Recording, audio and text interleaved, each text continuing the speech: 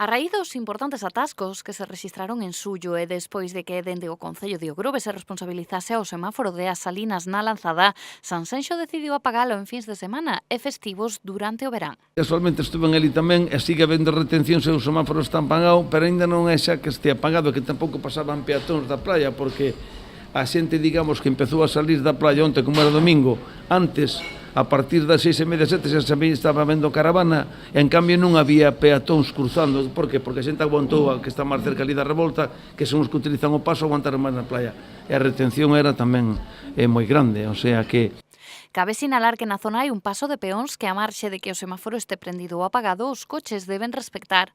Para o alcalde de Sanxenxo, a medida aplicarase todo o tempo que sexa necesario, pero admite que, ao seu entender, a solución pasa por estudar outras opcións á marxe do semáforo.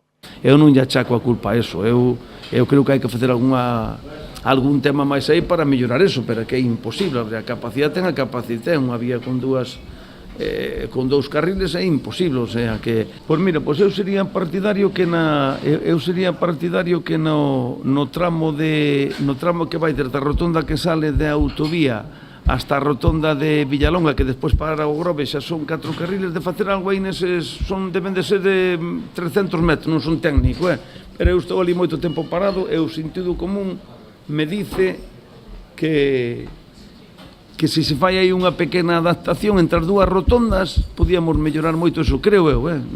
A zona soporta en días sinalados unha importante afluencia de tráfico rodado se temos en conta os accesos ás praias, a saída da vía rápida de Os Salnés e que é a vía principal de comunicación de Ogrove.